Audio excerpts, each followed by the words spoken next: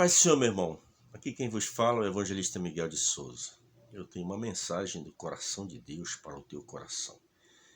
A Bíblia diz que os últimos dias eles serão marcados de trevas e densas trevas, mas nós temos que ter esperança. Estamos dando uma volta na Bíblia, um passeio em toda a Bíblia de Gênesis a Apocalipse, né? E já estamos agora no terceiro livro, nessa série de mensagem, dos livros chamado livro histórico, que são 12, começa em Josué, Juízes e Ruth. Nós estamos agora no livro de Ruth. Neste livro, Jesus aparece como parente divino, né? São um livro pequeno, apenas de 4 capítulos.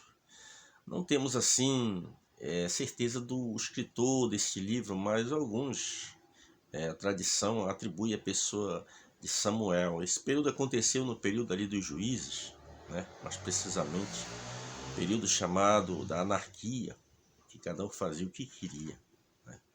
Mas graças a Deus que o povo de Deus não faz o que quer, mas faz o que Jesus quer.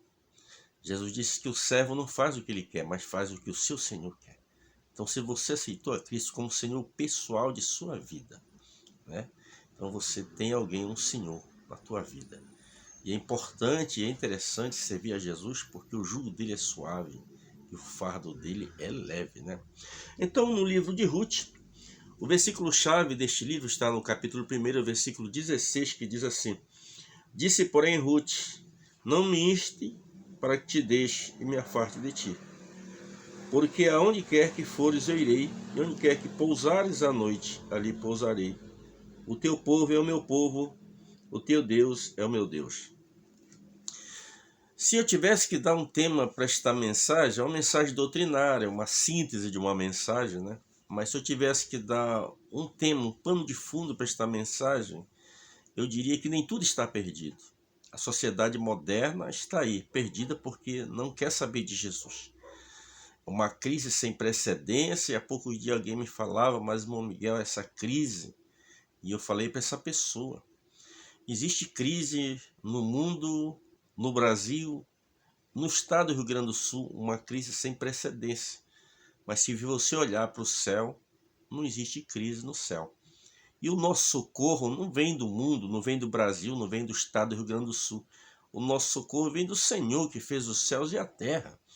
Então o céu não está em crise. Talvez você está em crise porque não dizima, não oferta, não contribui com a obra de Deus. É claro que o devorador vai chegar, vai se atirar na tua frente ali, vai atrapalhar os teus negócios e as coisas vão começar a dar tudo errado. Mas não é sobre dízimo que eu quero falar nesse momento. Eu vou gravar uma mensagem sobre maneiras corretas e erradas de dizimar, tá? Aí nós vamos entrar nesse assunto quando chegar ali por Malaquias, nos profetas menores. Mas aqui o pano de fundo aqui é exatamente que nem tudo está perdido. Se você estudar a fundo este livro de Ruth, você vai observar que aparece aqui 7 personagens. Elimeleque, aparece a irmã Noemi, aparece Malom, Quilion, aparece a nossa irmã Ruth, a nossa irmã Orfa, e por último aparece o nosso irmão Boaz. Ele entra em cena bem mais adiante. Interessante, o papel de Boaz ele foi muito importante. A Bíblia diz aqui, se você ler esse capítulo 1, que a fome era extrema na região de Belém da Judéia, e havia ali um homem chamado Elimeleque, ele era efrateu de Belém, e agora ele foi peregrinar nos campos de Moabe. Levou a sua esposa, a irmã Noemi, uma mulher temente a Deus, talvez não questionou com seu marido, os seus filhos Malom e Quilion na época, talvez ainda criança, adolescente, também não questionaram, né? E eles foram para essa região ali de Moabe, né? E nesta região de Moabe, os anos foram se passando, e diz a Bíblia que o nosso irmão Elimeleque veio a morrer. A Bíblia não diz do que ele morreu, Elimeleque, mas a Bíblia fala que os dois filhos dele, Malom e Quilion, casaram-se. Um casou com Orfa e outro se casou com a nossa irmã Ruth, que aqui traz o título deste livro, a nossa irmã Ruth. Mas para a tristeza da irmã Noemi, ela perde os seus 2 filhos. Depois de perder o marido, perdeu os seus 2 filhos. A gente vê que trágico, né? A situação de uma pessoa dessa. Você imagina numa casa 3 mulheres viúvas. Só uma já deve ser complicado a dor que essa pessoa sente. Imagine que eram 3. Também não quero dar um pano de fundo aqui para esta palavra viúva, porque isso é um assunto mais para culto de família, né? Mas aqui a gente observa que chegou um momento em que Noemi disse, olha, é o seguinte, eu não tenho mais idade para gerar filho, né? E mesmo que eu gerasse um filho agora, vocês não iam esperar tanto tempo para casar com ele. Então, eu aconselho vocês a retornar para a casa dos pais de vocês. E a Bíblia diz que a órfã beijou a sua sogra, se despediu e retornou para os seus pais. Mas a nossa irmã Ruth, ela era diferente. A irmã Ruth era uma mulher sábia. A irmã Ruth era uma mulher prudente, era uma mulher sensata, né? A gente observa aqui uma mulher virtuosa, né? E ela agora, neste versículo, que é o versículo-chave, disse, porém, Ruth, não me inste para que te deixe e me afaste de ti, porque onde é que fores eu irei, né? Aonde tu pousares, eu também pousarei.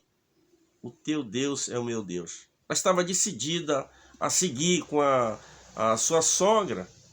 Então elas emigraram de volta, porque chegou a notícia de que Deus havia visitado o seu povo ali em Belém, e Deus havia mandado com abundância, e agora eles retornam, essas duas mulheres. Quando a gente olha num tema, nem tudo está perdido, você imagina duas mulheres, uma de idade, viúva, né, com a lágrima nos olhos, quando ela chega ali em Belém, as pessoas, os parentes, os amigos se dirigiram a ela, ô Ruth, mas que bom que você veio. Ela disse, não me chame mais Ruth, me chame Amarga, porque Mara, que quer dizer amarga, e ela estava sofrendo, mas ela tinha esperança. A nossa irmã Noemi tinha esperança quando ela se decidiu retornar ali para o local de Belém, porque ela tinha esperança que Deus podia mudar a sorte dela. E agora elas vieram as duas, e quando chegaram ali, a gente observa na vida da nossa irmã Ruth uma mulher trabalhadeira, uma mulher disposta a pagar o preço, né? Quantos lares muitas vezes em ruína, porque a mulher não é uma mulher caprichosa, não é uma mulher que trabalha, mas a nossa irmã Ruth, ela era uma mulher assim, uma mulher que gostava de trabalhar, e esta agora saiu para rabiscar na hora da colheita. Eles estavam colhendo e a pessoa ia ali, ia juntando, ia colocando no cesto, e o que caísse durante aquela colheita, porque era orientação divina no Pentateuco lá, que sempre que na hora da colheita, que as espigas que caísse, fosse de milho, não era para juntar, mas era para deixar para os pobres, era para deixar para os viajantes, para os peregrinos, as pessoas que cruzassem ali. Então ela ia rabiscar, ela ia pegar o resto disso aí. E quando ela chegou ali, de repente o Boaz chega no local e pergunta, mas quem é essa moça aí? Alguém diz, esta moça, ela é a nora de Noemi, porque ela veio rabiscar entre nós. Boaz disse, olha, use de benevolência com ela, deixe cair até um pouco a mais, né? Deixem ela, não fiquem estando com ela, cobrando nada dela. E esta mulher agora começou a trabalhar ali e chamou a atenção da pessoa de Boaz. Aqui a gente observa a importância de Boaz. Se você estudar sobre a vida de Ruth, os descendentes, a origem de Ruth, você tem que voltar lá para o livro de Gênesis, quando houve aquele incesto entre a pessoa de Ló e a sua filha primogênita, quando ela embriagou seu pai. É algo muito dolorido que a gente lê, às vezes a gente passa rápido, porque é um assunto que não fecha muito bem, mas houve este incesto lá, e o descendente, então a filha de Ló mais velha, ela teve um filho e botou o seu nome de Moabe, de onde vieram os Moabitas.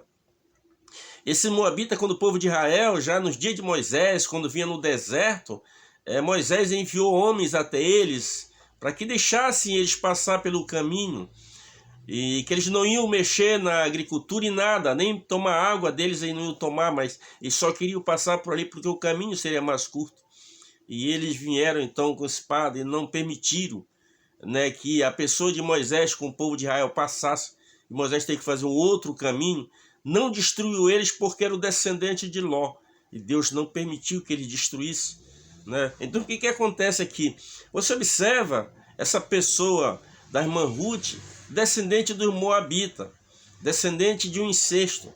Você observa, se você estudar sobre a vida de Boaz, é muito triste, porque a vida de Boaz, a origem dele, dentro da genealogia, ele vem da onde? Da nossa irmã Raabe. Raabe era aqui uma meretriz. Você imagina assim essas duas pessoas, no seu pensamento humano, na ótica humana, você tem tudo a dizer que não tem como dar certo um relacionamento desse, um casamento desse. Mas nem tudo está perdido, por quê? Porque quando Deus entra na história, ele reverte a situação. Deus muda os propósitos. Quando eu olho para a vida de Ruth, eu olho para a minha vida e talvez para a sua vida, meu irmão, que veio do mundo, né? Veio para Deus, para a igreja, sem qualquer tipo de esperança. Vivia judiado lá no mundo pelo pecado, judiado pela cachaça, pela maconha, pelo crack, pela heroína. Você veio de um mundo massacrado pela prostituição, pelos prazeres efêmeros desta vida. Aí você vem para a igreja, se encontra com Cristo, que é o nosso remidor. E Cristo, então, começa a trabalhar na minha e na tua vida e faz de mim e de você um cidadão do céu. Quando parecia que não tinha mais esperança, talvez um parente seu, um amigo seu. Há poucos dias agora eu vi um comentário, uma pessoa que foi consagrada a pastor, né? Eu fiquei muito feliz, mas ele ficou muito tempo desviado dos caminhos do Senhor, né? Bebendo, né? E agora o Senhor trouxe ele para sua casa e transformou ele num pastor. Que coisa linda! Isso é só Jesus que faz, porque Jesus é o nosso remidor. Então a nossa irmã Noemi, ela orientou a Ruth: olha, Ruth, tu estava rabiscando aonde? Ela disse: eu fui de Boaz. Ela disse: olha, leva a sério esse moço, porque Boaz ele pode ser o teu remidor. Ele era parente de Elimeleque. O que era o remidor? Quando, por exemplo, um jovem casava com uma jovem, se aquele jovem morresse e não deixasse descendente, ela teria que casar com o irmão dele, para que desse descendente em nome do pai falecido, do irmão falecido, do cunhado falecido. Então tinha que ter para quê? Para perpetuar o nome daquela pessoa. Quando era um filho único que vinha morrer, o que acontecia? Tinha que casar com um parente mais próximo. Então vinha aqui, entrava o remidor. Se este remidor ele não era obrigado a aceitar, mas quando ele aceitava, ele tinha o dever de acolher esta pessoa como sua esposa e dar a ela todo o suporte. Porque naquela época, nos dias aqui, as viúvas eram olhadas com desprezo.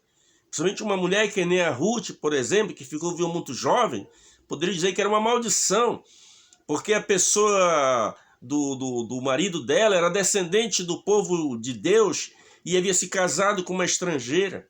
Então era olhado com olhar com indiferença.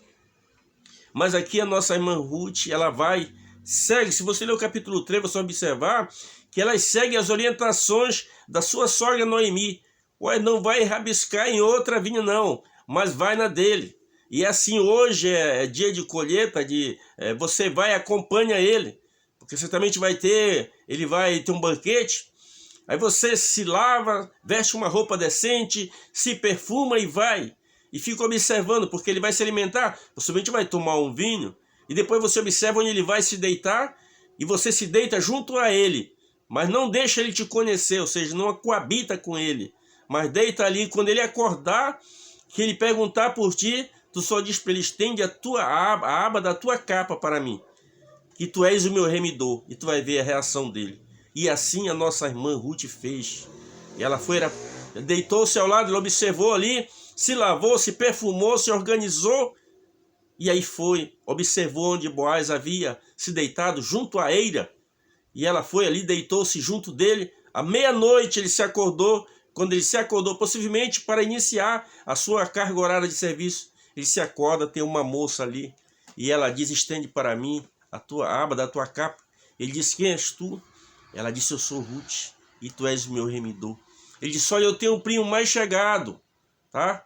Mas essa tua segunda ação foi melhor que a primeira. Que tu não procurasse jovem, nem rico e nem pobre, mas procurasse a mim para ser o teu remidor.